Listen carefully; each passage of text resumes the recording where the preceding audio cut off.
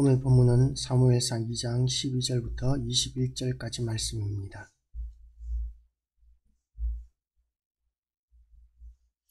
제가 읽겠습니다. 구약성경 410페이지 사무엘상 2장 12절부터 21절까지 말씀을 제가 읽겠습니다. 엘리의 아들들은 행실이 나빠 여호와를 알지 못하더라. 그 제사장들이 백성에게 행하는 관습은 이러하니 곧 어떤 사람이 제사를 드리고 그 고기를 삶을 때에 제사장의 사환이 손에 3살 갈고리를 가지고 와서 그것으로 냄비에나 솥에나 큰 솥에나 가마에 찔러 넣어 갈고리에 걸려 나오는 것은 제사장이 자기 것으로 가지되 실로에서 그곳에 온 모든 이스라엘 사람에게 이같이 할 뿐 아니라 기름을 태우기 전에도 제사장의 사환이 와서 제사 드리는 사람에게 이르기를 제사장에게 구워드릴 고기를 내라.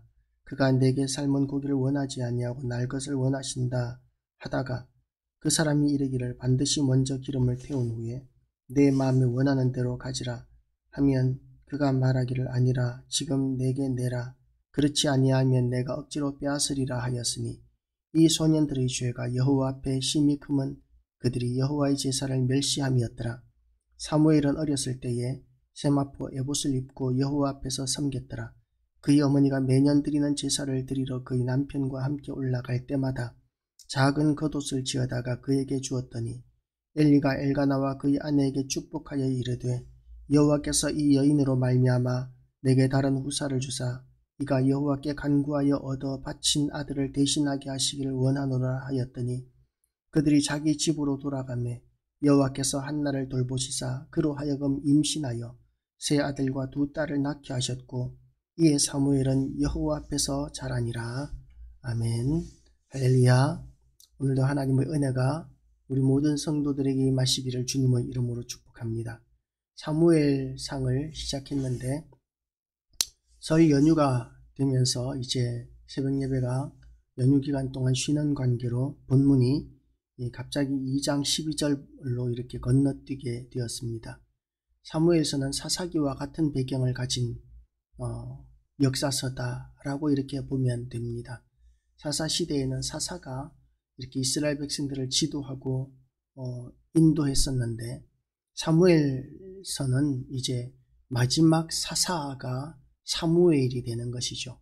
지금 이 시대는 지금 이 본문의 배경은 사무엘이 이 성막에 이렇게 사환으로 들어가 있는 아주 어린 아이의 상황입니다. 어머니 한나가 자식을 낳지 못해서 하나님 앞에서 울면서 하나님 앞에 하소연을 하였더니 술 취한 여자 취급을 당하고 그래도 이제 그 억울함에 화내는 거나 혈기를 내는 것이 아니라 겸손하게 제사장에게 하소연했을 때에 제사장의 엘리, 그 당시 제사장이고 사사였던 엘리의 축복을 받고 아들을 낳았는데 그 아들이 바로 사무엘이었습니다.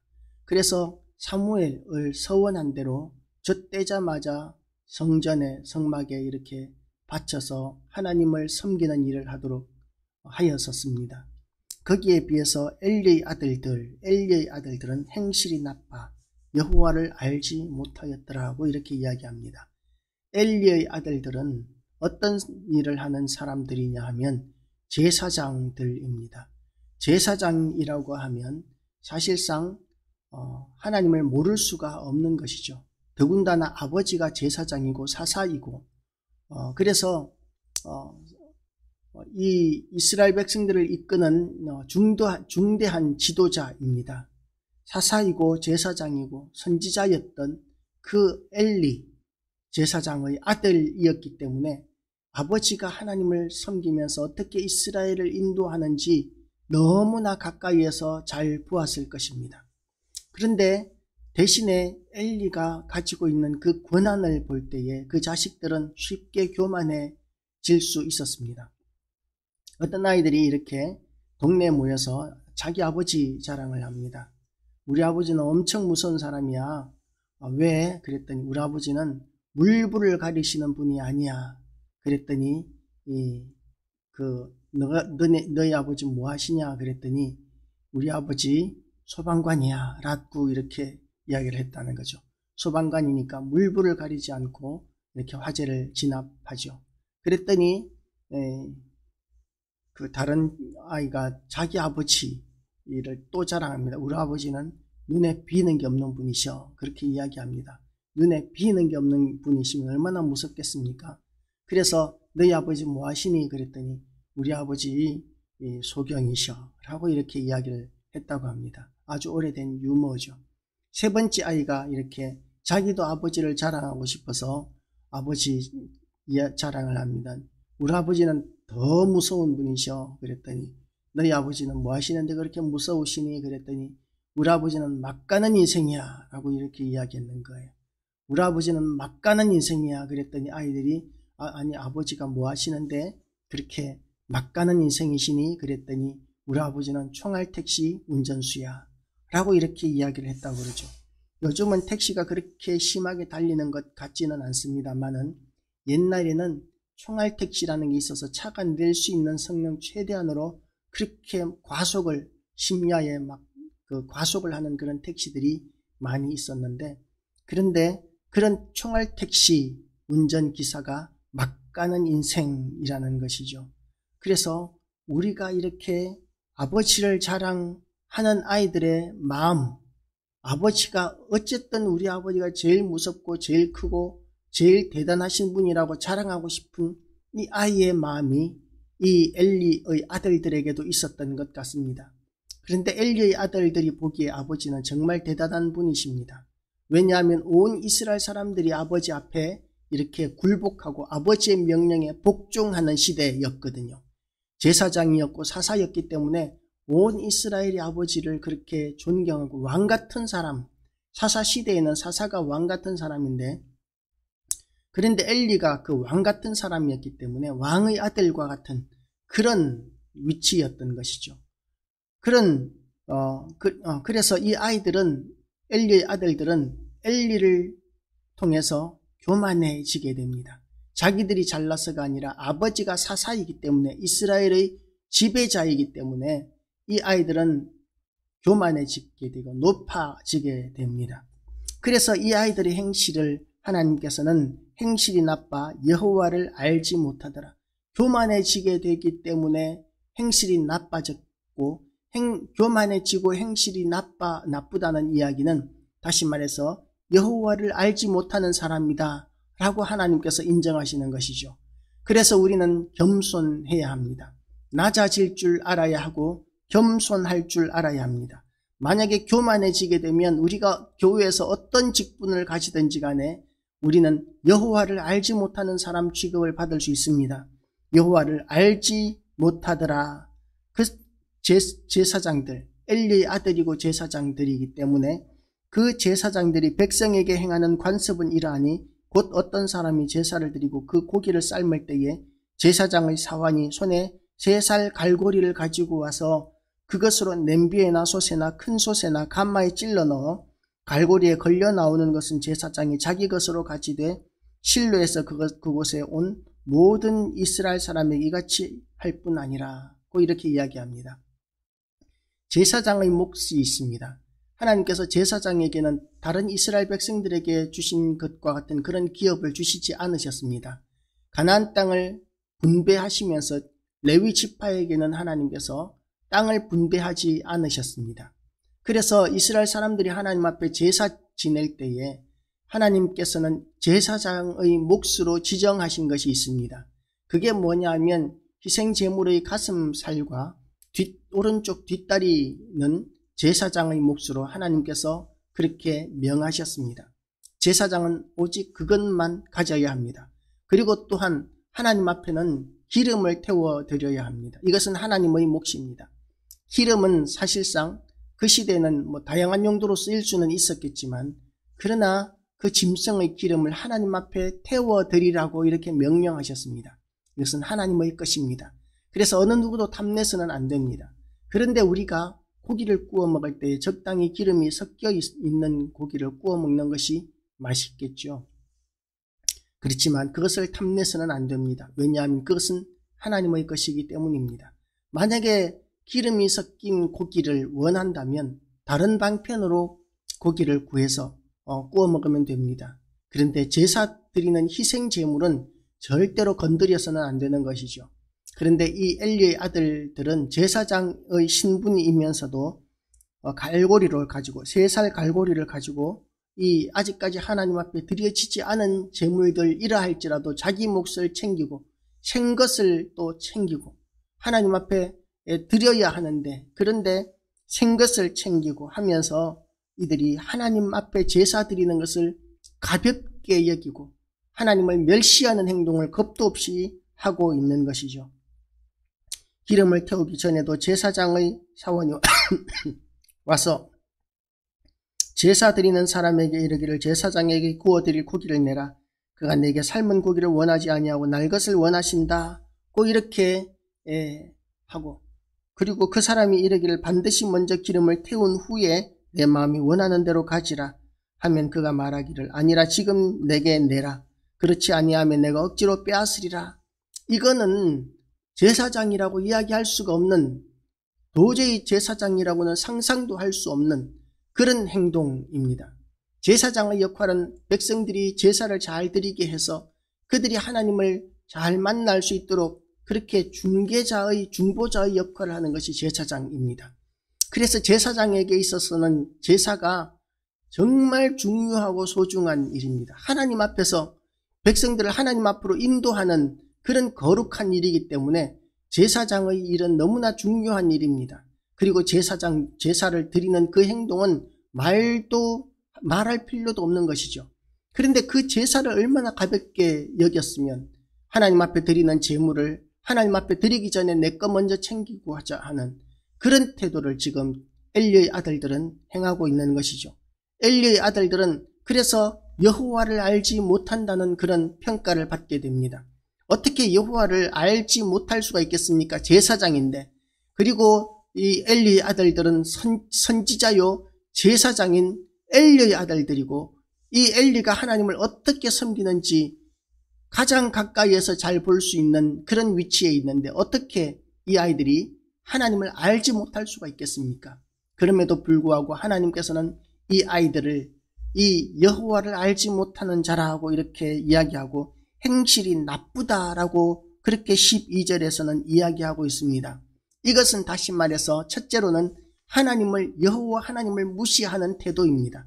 여호와 하나님을 무시하기 때문에 제사가 가볍게 여기지는 것이고 하나님 앞에 드려지는 제물이 그야말로 가볍게 여기지는 것이죠.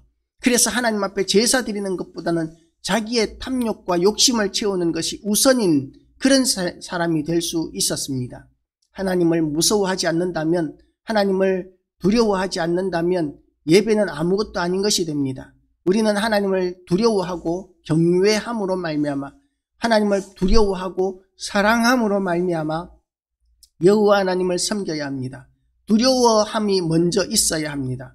여호와 하나님은 천지 만물을 창조하신 전지전능하신 하나님이시기 때문에 만물의 주인이십니다. 그 하나님께서는 우리를 심판하실 것입니다. 그래서 여호와 하나님을 두려워해야 합니다.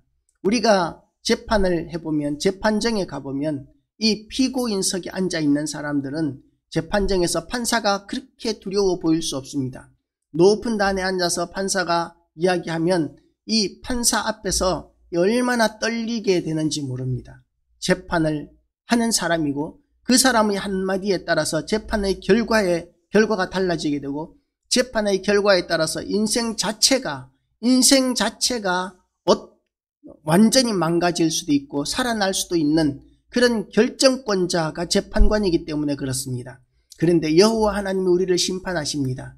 그렇기 때문에 여호와 하나님은 두려워할 줄 알아야 합니다. 우리를 심판하실 것인데 그 사람의 심판은 인생 자체에 제한되지만 살아있는 동안으로 이렇게 제한되지만 그러나 여호와 하나님께서 내리시는 심판은 영원한 효과를 가지게 될 것이기 때문에 영원한 그 심판 앞에서 우리는 두려워할 줄 알아야 합니다. 영원한 심판을 하실 하나님. 그렇게 두려워하는 것만 가지고도 또한 안 됩니다. 여호와 하나님을 사랑할 줄 알아야 합니다. 왜냐하면 하나님께서는 우리를 너무나 사랑하시기 때문입니다. 그래서 우리는 하나님을 섬기는 모든 삶이 첫째는 두려움이 있어야 하지만 두 번째는 사랑하는 마음이 있어야 합니다. 사랑하는 마음으로 하나님을 섬길 때 우리가 하나님의 뜻에 순종하는 모든 것들이 힘들고 번거롭고 답답한 일이 아니라 기쁜 일이 됩니다. 왜냐하면 우리가 하나님의 뜻에 순종하는 것이 하나님을 기쁘시게 해드린다는 것이 우리도 하나님을 사랑하기 때문에 우리의 마음도 기뻐지기 때문이죠. 그냥 하나님을 섬기는 것이 아니라 하나님이 기뻐하시기 때문에 하나님을 섬기는 사람, 이런 사람들을 하나님께서는 결코 외면하지 않으십니다. 그런 사람이 한 사람 있는데 바로 사무엘이었습니다. 사무엘은 어렸을 때 이 엘리 제사장에게 맡겨졌습니다. 젖되자마자 왔으니까 세상 물정 아무것도 모르지요. 그리고 주변 사람들을 보면서 자랐을 것입니다. 엘리의 아들들은 장성에 있었을 것이고, 그리고 사무엘은 어렸으니까 하나님을 섬기는 본을 엘리의 아들들을 통해서 배워갈 수 있었습니다. 엘리의 아들들이 여호와 하나님을 섬기는 모습을 보면 너무나 방자하게 이렇게 행합니다. 아, 제사장은 저러는 것이구나. 제사장은 저렇게 하는 것이구나. 그렇게 얼마든지 생각하면서 배울 수 있었는 너무나 어린 사무엘이었는데도 불구하고 사무엘은 여호와 하나님 앞에서 살았습니다. 사람을 기준으로 삼는 것이 아니라 여호와 하나님을 바라보면서 하나님을 두려워하는 아이로 자라나고 하나님을 사랑하는 아이로 자라났습니다. 그리고 어린아이 때부터 엘리 제사장을 지극히 잘 섬겼습니다. 성실하게 밤중이라도 한밤중이라도 자다가라도 엘리가 부르기만 하면 제가 여기 있습니다. 그러면서 얼른 뛰어갈 줄 아는 그런 엘리 앞에서도 지극히 성실한 사환이었습니다. 사환, 심부름꾼이었다는 것이죠. 어린아이 때부터 그냥 먹고 이렇게 노는 것이 아니라 어린아이 때부터 성전에서 제사장의 심부름꾼 노릇을 하면서 그렇게 자라났는데, 이 사무엘은 이 형들, 엘리의 아들들이 행하는 것과 같이 그렇게 잘못된 삶을 사는 것이 아니라 여호와 하나님을 바라보면서 여호와 하나님 앞에서 하나님을 두려워하고 하나님을 사랑하면서 자라났기 때문에 이 사무엘은 하나님이 기뻐하시는 하나님의 사람으로 자라날 수 있었고, 하나님께서는 사무엘을 통해서 이스라엘을 구원하시고 사무엘을 통해서 위대한 일을 행하시고 사무엘을 지극히 존귀하게 하시는 그런 일을 하셨습니다.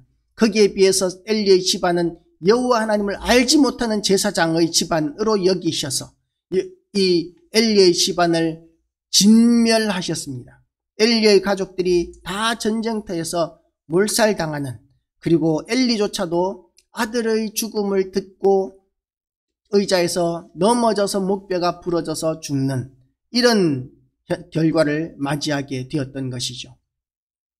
그래서 우리는 하나님을 두려워할 줄 알아야 합니다. 하나님을 또한 사랑할 줄 알아야 합니다. 그래서 하나님 앞에서 날마다 우리의 거룩한 산제사를 드리는 삶이어야 합니다.